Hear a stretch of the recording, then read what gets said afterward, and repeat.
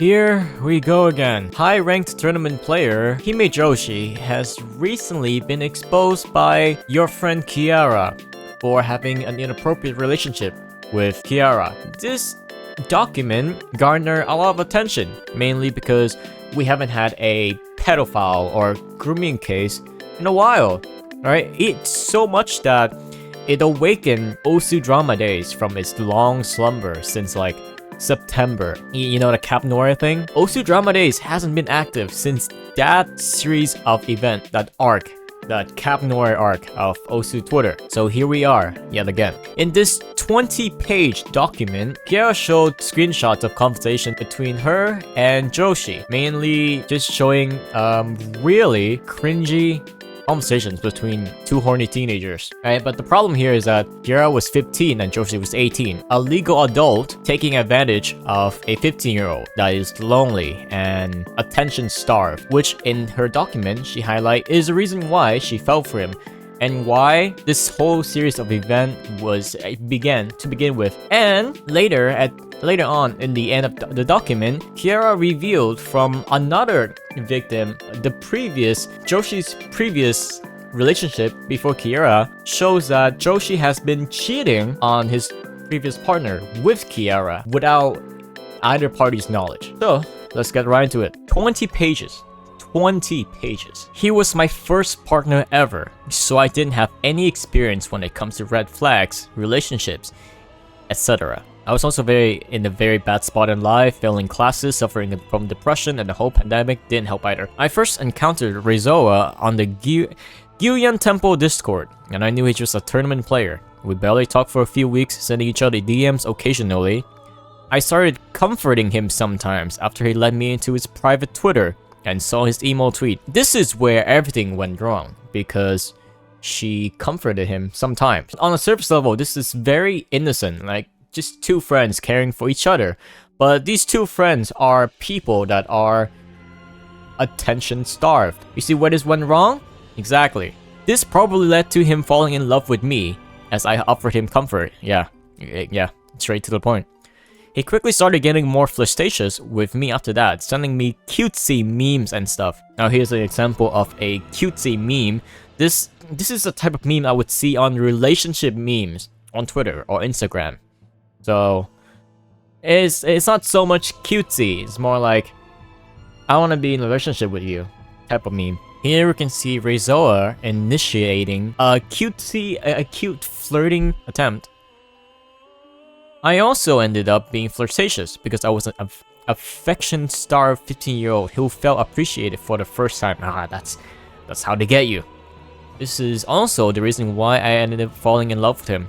It's all like, it's a very unhealthy cycle when two attention-starved people talk to each other because they start to become codependent on that affection that they are giving each other, right? They're feeding on it, and at some point, when the honeymoon phase is over, one person is bound to leave, and the other one gets hurt. That's the normal course of this type of situationship. And this is case, there's also a bit of a age gap issue.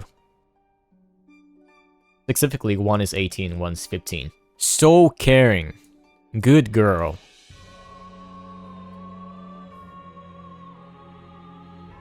Just take the age gap into account and then say that and then read this again. Like come on. Little Pog Champ. Let's fucking go. In which Reizoa responded with submissive and breathable. Okay. Fast forward a few days and we started actually dating. Okay, so this is 10/16, 10/7. So they started flirting on the 7th of... Wait, this is European format, but wait. These are American dates. What the fuck? Okay, so they started flirting on the 7th of October. 9 days later, they started dating. And as you can see, there's a lot of sexualization going on. You're my fuck toy. This is really bad. I'm not reading all this. If you were here, I'd mind break you. This guy reads too much hentai to even make this reference. Like, okay. Like, realistically, why would you say... Why would you unironically say this? I'd mind break you. Holy shit. I would not have gone together with you so soon if I didn't love you as much as I do now and will do. Normally, this would have taken a month or two. But I trust you completely, and also because I am extremely obsessed and possessive with you. And that's why I entered into this so early. Not because it's a low-hanging fruit or anything. Like, bro knows that he can just get that. Yeah, right? You're basically in the tutorial, right? Like, this is a tutorial. Bro is in the tutorial mode where all the noobs spawn. Right? He's not in the area where he's supposed to be, which is like the people around his age, like 17, 18, 19, or 30. Yeah, 30. Go for women in their 30s. Trust me.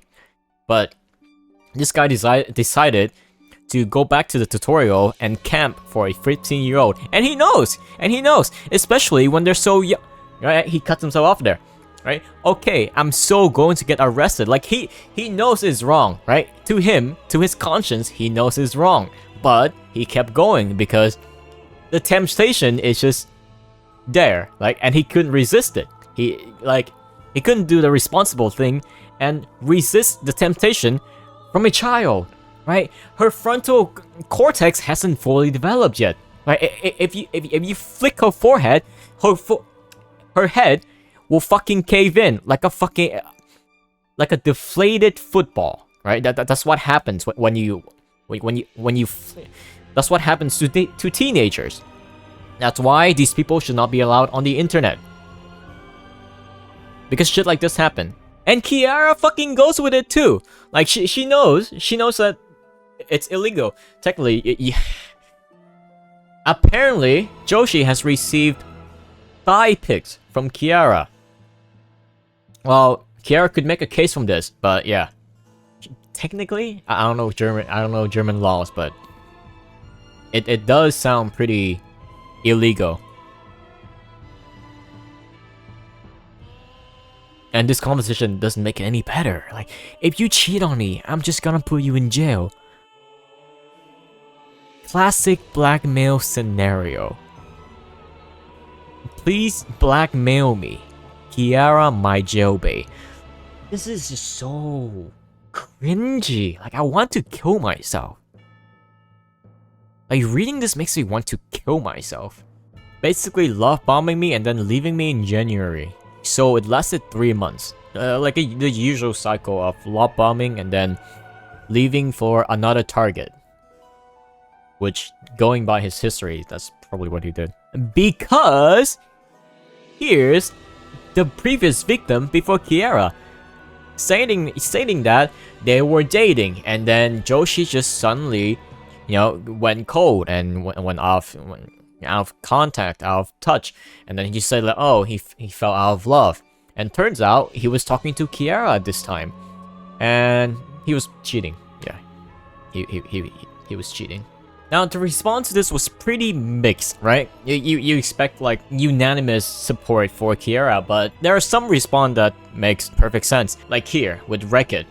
Being 15 years old, you must have some sort of reasoning in your brain to not date age adults at your age. Even if you're affection-starved, you gotta not text sexually with someone at that age. Both of you guys are at fault. Now, this whole part is victim blaming. But this part is right though. Yeah, she should have known better to talk to an adult. But what about the adult that should have known better to turn down the advances? Why don't you bring that up? Did he bring that up? I get what you're trying to say about self-responsibility, but the whole point of grooming is that someone is being manipulated, and 15-year-olds are especially prone to this because their frontal lobes are not developed yet. And Wreck-It responded with, okay, what I said was most definitely insensitive and I apologize. I feel like you're right.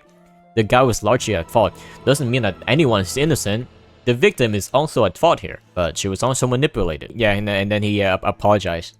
Good redemption. You both are discussing degens, but grooming a little boy is crazy. Wait, this is a boy? Oh fuck, my bad. And here is a reply from philosophers, OWC commentator. It's insane that this guy just victim blaming, saying that Kiara has zero agency over his own life, and the only thing they can be is a victim. And going by Kiara's post history, Kiara is upsetty spaghetti that Reizoa dumped them, which, you know, that's understandable. A little obsessive, but teenagers. I guess him ghosting you, in your own words, still left you bitter enough to make this cringe nothing burger doc. What do you mean nothing burger? Like, in this doc, himself shows a guilty conscience of what he's doing, what he was doing, is inherently wrong. Even the Osu pedophile disagrees with him. There, here it is. Numero 0, someone that was already exposed. Tournament host Numero 0 self-reports for grooming a 15-year-old girl, blames depression, says he regrets nothing. And that's literally what happened. And the literal groomer disagrees with you. That says something. Yeah, Face the Turnip says, I can, bro. Even an actual fucking pedophile doesn't agree with you. And here, let's go back to what Monstrata says. 4 hours ago.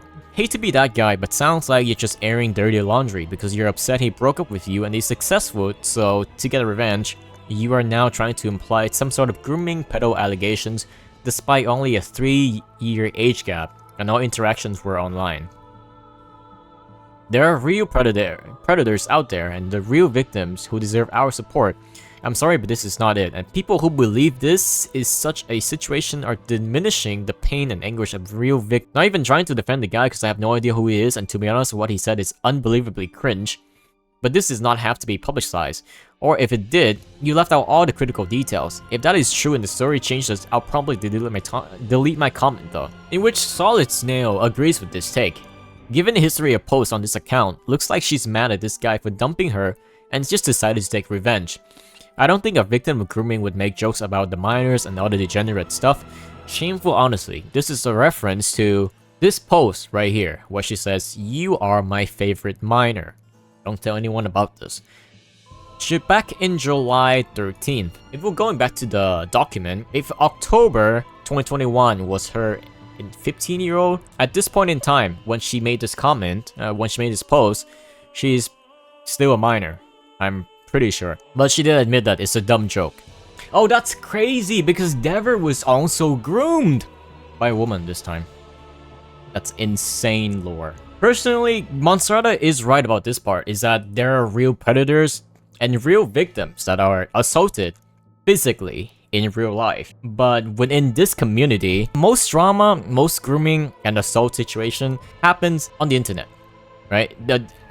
Whenever we have like an actual physical allegation, it's mostly at COE. And there was a case that nobody brought up because it's still under investigation and the victim hasn't said anything about like updates yet. I'm pretty sure because I haven't seen anything yet. Or I haven't seen Stu talk about it yet. Or Stu hasn't even DM'd me about it yet. So maybe it's under investigation.